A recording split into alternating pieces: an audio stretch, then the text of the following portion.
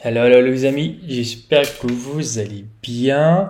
Aujourd'hui, je viens pour répondre à une question qui a été posée sur le groupe Telegram. Est-ce que on peut vendre un produit high ticket en dropshipping? Je vous répondrai juste après le générique. Let's go!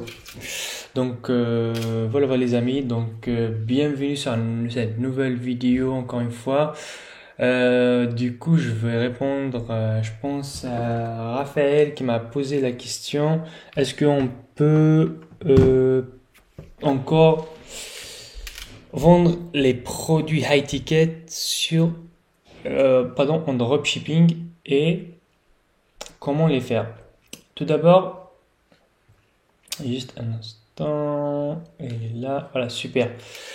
Donc tout d'abord, oui, c'est possible de vendre les high tickets, mais avant de répondre à tout ça, je vous invite à rejoindre notre groupe Telegram si vous ne l'avez pas encore fait. Comme ça, vous pouvez en fait poser des questions. Généralement, je réponds. Sinon, il y a d'autres qui vont vous répondre, etc. quoi. Donc voilà, donc en fait pour commencer, j'ai pris un petit exemple de produit high ticket que voilà, en fait le tapis de course que comme vous savez avec le confinement, les salles sont fermées donc il y a vraiment une très haute demande pour ce genre de tapis. Oui, c'est possible de le vendre après à quel panneau publicitaire. Moi généralement j'utilise Google. En gros, en fait, c'est plus facile de vendre ce genre de produit sur Google plutôt que Facebook par exemple ou bien Instagram. Je vous explique. En fait, par exemple, ce tapis de course, là, en fait, c'est que ça coûte quand même, en fait, je pense, entre 500 balles. Allez, on va dire ce tapis de 549. En fait, c'est pas, j'imagine pas, genre, une personne scrolle dans son feed Facebook, il regarde le type, ah, il va dire là, je vais acheter. Ça coûte quand même cher. Généralement, les produits sur Facebook, c'est moins de, allez, on va dire 70 euros, ouais, max. Ouais, ou bien aussi, je m'imagine pas sur une influenceuse qui fait la promotion de ça.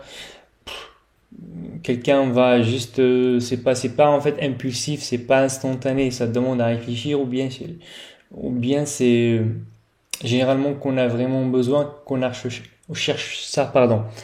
Donc oui, je réponds, c'est possible, mais juste une petite, il faut juste ajouter une petite option, c'est les paiements en plusieurs fois. C'est vraiment primordial de faire ça parce qu'en fait, moi, j'ai un produit presque similaire à ça. Avant, je n'utilise pas les paiements en plusieurs fois. Sincèrement, j'ai zéro vente. Après, quand j'ai commencé à utiliser plusieurs fois, genre, quelqu'un, en fait, en gros, c'est quoi les plusieurs fois? C'est quand quelqu'un, par exemple, ça en 500 balles, il va l'acheter en 12 fois, par exemple, il va payer chaque mois, il va payer, par exemple, une petite partie. Si on prend 550 divise sur 12, à peu près 50, à moins de 50 balles par mois, c'est vachement, c'est raisonnable quoi. Si tu demandes quelqu'un, est-ce que tu vas acheter ça 550 euros cash ou bien, je sais pas, 50 balles par mois, elle va dire franchement 50 balles parce que c'est 50 euros par mois, elle va dire ok, 50 euros par mois, c'est pas grand chose. Donc voilà, voilà. Après ici, je vous montre quel genre de type de paiement qu'on peut faire. Parce qu'en fait, des fois, c'est en dropshipping, il n'y a pas tous les processeurs de paiement qui peuvent accepter notre paiement en plusieurs fois. Donc en fait, je vais commencer par le plus facile et le moins bon. Donc je commence avec Easy Transat. En fait, Easy Transat, c'est une solution pour les paiements en plusieurs fois. Vous pouvez s'inscrire ici. Vous n'avez pas besoin de grand-chose. Pour la validation, je pense, c'est instantané. Vous allez juste fournir votre entreprise, etc. Si vous n'avez pas encore votre entreprise, je vous invite à voir les liens en dessous. J'ai une vidéo complète de 40 minutes comment créer votre LLC. Donc voilà. Bon, donc pour ce site, c'est que l'avantage c'est que c'est facile, mais c'est pas vraiment adapté pour Shopify. Soit vous pouvez, en fait, supposons que le monsieur, votre client va acheter par exemple ce tapis, toujours, ce tapis là.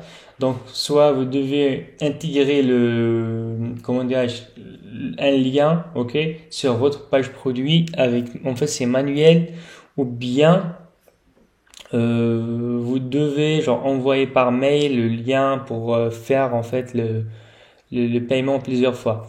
Et c'est pas vraiment, je recommande pas, c'est pas le top parce qu'en fait le client quand il arrive sur sur ok le tapis, quand il arrive, c'est pas ce qu'on peut ici. Bon ici c'est discount, voilà en fait c'est ici 4 fois. Bref, quand il arrive sur votre site, et s'il ne trouve pas en plusieurs fois, il quitte directement. Le client n'a pas le temps. Donc, il n'a pas le temps de vous contacter, etc., etc. Donc, ça, c'est OK, mais c'est pas le top. Donc, on va faire le deuxième. Si je vous parle bien sûr en général, si vous avez des clients, généralement en France ou bien quoi que ce soit. Après, si vous avez en state, etc., c'est le même processus. OK. Après, ici, on a partiel et partiel pour ly. En fait, ça, je trouve vachement mieux. Ok, en gros, c'est la même chose. Il faut juste avoir un compte Stripe. Ou bien, il faut juste avoir un compte éligible à Stripe, avoir une entreprise. Je pense, c'est pas, ils sont où, les pieds. Moi, c'est pas, ils sont où. En tous les cas, c'est bien, ils sont. Je sais pas, non. Hum, En tous les cas, c'est bien en France. En fait, si vous avez aussi une LLC en United States, c'est accepté. Ben, en tous les cas, c'est accepté dans la majorité, je pense. Là où il y a Stripe, en fait, là où il y a Stripe, ce parceller, c'est accepté. Donc, je vous montre juste un petit exemple. Allez, on va faire juste un pour que je vous montre. Allez, supposons on veut acheter ça. C'est la pile la terre. On veut add to cart.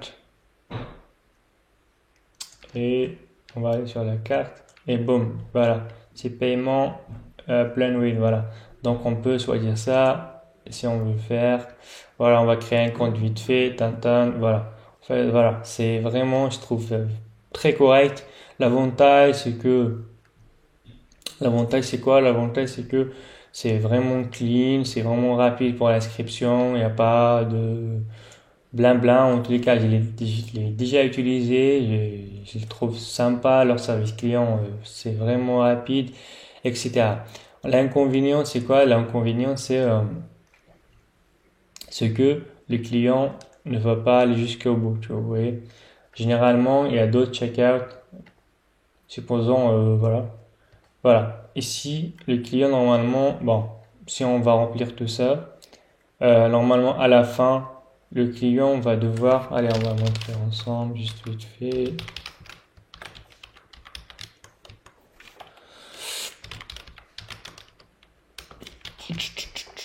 On va juste faire juste un exemple.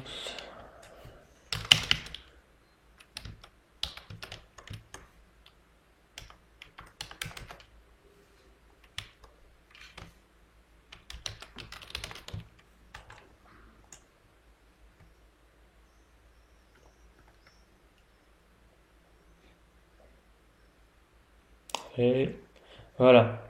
Bon, ici par exemple, il propose OK Amazon Pay, mais généralement ici qu'on propose les extras. Donc voilà. Donc ouais, je vous invite quand même. En fait, même si vous avez un site dropshipper, c'est rien. Voilà, c'est l'avantage quoi. Une autre alternative, et là je trouve la meilleure si vous avez des clients en France, c'est vraiment Alma. Alma en fait, c'est vraiment le top du top pour moi. L'avantage, c'est que ici, une fois que vous avez intégré ça, vous pouvez l'intégrer avec Shopify et vous pouvez voir ici Alma. Il suffit juste de cliquer, vous serez redirigé vers une autre page de paiement et c'est bon. Les avantages, c'est qu'il n'accepte pas vraiment les dropshippers. Donc, sincèrement, je l'ai testé sur un site de dropshipping, elle m'a refusé. Par contre, sur un site de marque, si vous avez client, service client, etc., c'est accepté. Donc, à vous de voir si vous avez un site dropshipping, allons-y. Oh, je vous déconseille, je vous conseille plutôt ça. Et si vous avez un site clean, marque, je vous conseille quand même de tester ça. Donc ici, en général, donc Alma sur le marché français, c'est acceptable. En fait, c'est les clients français ils peuvent utiliser ça, leur carte de crédit. Ça, c'est généralement mondial. Ça aussi, c'est mondial. La France est acceptée, etc. Ah, donc, on va aller sur d'autres alternatives. Par exemple, Klarna, si vous avez un shop allemand, ou bien en Pays-Bas, ou bien en Netherlands, c'est le même principe, il suffit d'inscrire, etc. Ça, c'est à partir d'un Mouli. Vous pouvez le faire avec Mouli. Euh, il y a aussi le Afterpay. Afterpay, en fait, généralement, si vous avez une LLC, c'est acceptable. Donc, vous pouvez utiliser ce genre de paiement pour si vous avez des clients ici aux States, Australie, New Zealand, United Kingdom, Canada en français et en anglais. Voilà. Ça, si vous avez un business aux States, vous avez ce genre de clients. Il y a aussi récemment, ils ont ajouté Afterpay. Bon, j'ai vu ici, c'est Afterpay débarque en France, si je pense c'est ça. Après, je l'ai jamais testé, je vous invite quand même à le tester, peut-être ça va marcher. Sincèrement, je l'ai jamais testé. Je pense ici aussi il y a ASP, j'ai jamais testé. Je vous invite quand même à le tester aussi. Voilà. Donc en fait, c'est que en gros, dépend de vous. Si vous avez un site dropshipper, je vous recommande d'essayer ça. Sinon avec ASP et ça. Allemand, sincèrement, c'est à l'avance, c'est mort. Si vous avez quelque chose de marque, donc oui, avec Allemand ou bien Afterpay. Après, dépend là où il y a. Si vous avez des clients français, allemands, si vous avez des clients à l'étranger, en United Kingdom, etc. C'est afterpay.com, voilà. Voilà, je pense c'est tout pour cette vidéo. Donc je pense c'est tout. Donc en résumé, n'hésitez pas faire des tours. Je vais laisser tous les liens en dessous de la vidéo. Je vais aussi laisser si vous voulez rejoindre notre groupe Facebook ou aussi notre groupe Telegram qui est juste en dessous de cette vidéo. Je vous invite aussi à liker et à aimer cette vidéo, à s'abonner si vous voulez.